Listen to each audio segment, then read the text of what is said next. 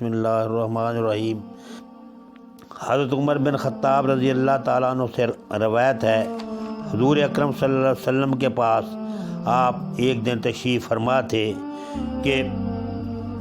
رسول اللہ صلی اللہ علیہ وسلم کے پاس ایک شخص آیا جس کے کپڑے نہایت سفید تھے اور اس کے بال سیاہ رنگ کے تھے اور اس کے چہرے پر یا کسی طرح بھی کوئی تھکن کے آثار نہیں تھے اور وہ ہم میں سے کوئی اس کو پہچانا نہیں جاتا تھا، یہاں تک کہ وہ حضور اکرم صلی اللہ علیہ وسلم کے پاس آ گیا اور اس نے اپنے ہاتھ دونوں اپنی ہتھیلیوں پر رانوں پہ رکھے، اور جس طرح آدمی تشہد میں بیٹھتا ہے تو دو زانو ادب طے کر کے وہ حضور صلی اللہ علیہ وسلم کے سامنے بیٹھ گیا، جس طرح ایک مؤدب شاگرد جو ہے استاد کے سامنے بیٹھا کرتا ہے۔ تو بیٹھنے کے بعد جناب جبریل علیہ السلام نے حضور صلی اللہ علیہ وسلم سے کچھ سوالات پوچھے۔ حدیث مبارکہ لمبی ہے تو اس کا پہلا حصہ جو ہے ہم عرض کریں گے۔ تو آپ کے سامنے وہ بیٹھ گیا ایسے زانو ادب طے کر کے، اور حضور صلی اللہ علیہ وسلم کو مخاطب کر کے اس نے پوچھا کہ مجھے اسلام کے بارے میں خبر دیجئے کہ اسلام کیا ہے۔ حضور صلی اللہ علیہ وسلم نے فرمایا اسلام یہ ہے کہ تو اس بات کی گواہی دے کہ اللہ تعالیٰ کے سوا کوئی معبود نہیں اور محمد صلی اللہ علیہ وسلم اللہ تعالیٰ کے رسول ہیں، تو نماز قائم کرے اور تو زکوٰۃ ادا کرے، رمضان المبارک کے روزے رکھے اور تو بیت اللہ کا حج کرے اگر اس کی استطاعت ہے۔ تو حضرت جبریل علیہ السلام نے فرمایا صدقتا، کہ آپ نے سچ فرمایا۔ حضرت عمر رضی اللہ تعالیٰ عنہ فرماتے ہیں ہمیں عجیب محسوس ہوا کہ خود ہی سوال کر رہا ہے اور خود ہی تصدیق کر رہا ہے، تو اگر جو ہے اسے پہلے سے پتہ ہے تو اسے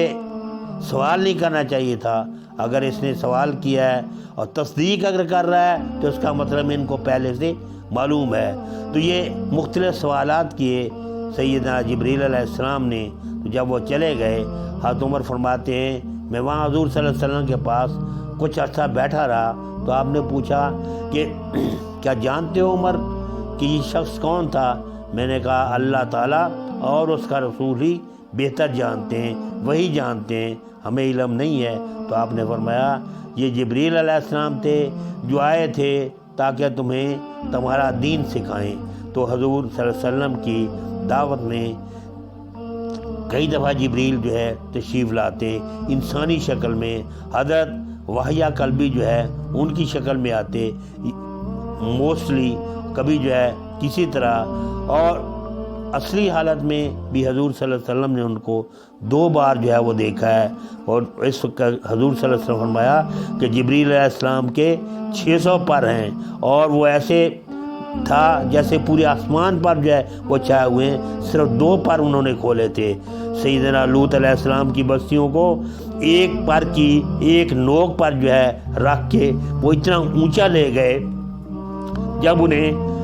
عذاب دینے کا وقت آیا تو کہتے ہیں کہ آسمان والے زمین والوں کی چیخیں سن رہے تھے کہ یہ زمین سے اوپر جا رہے ہیں، اور اس کے بعد وہ اس کو الٹ کر دیا۔ ایک پر کے اندر جو ہے اتنی اللہ تعالیٰ نے ان کو طاقت دی ہے۔ تو اللہ تعالیٰ کی اتنی بڑی مخلوق، اتنے فرشتے، اتنے جو ہے اس کے کہ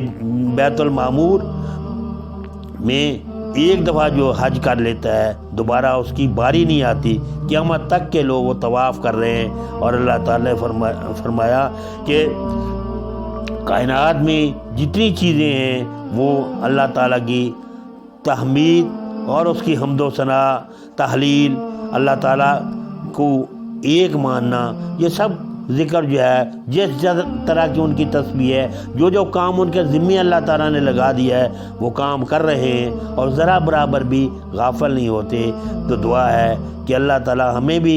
وہ اعمال نصیب فرمائے کہ ہم اللہ تعالیٰ کی حمد و ثنا بیان کریں اور کسی ٹائم اس سے غافل نہ ہوں، اور جو ہے کلمات جو ہے ذکر کے فرمایا امام بخاری رحمۃ اللہ علیہ نے کہ 2 کلمے ایسے ہیں جو بہت ہی زبان پر جو ہے وہ بہت بھاری ہیں، ہلکے ہیں، بالکل بھاری نہیں ہے زبان پر، ادائیگی میں مشکل نہیں ہے۔ اور پھر وہ کلمے جو ہیں وہ اللہ تعالیٰ کو بہت محبوب ہیں، اور وہ کلمے جو ہیں وہ میزان عدل میں جو ہے وزنی ہیں۔ فرمایا کلمتان،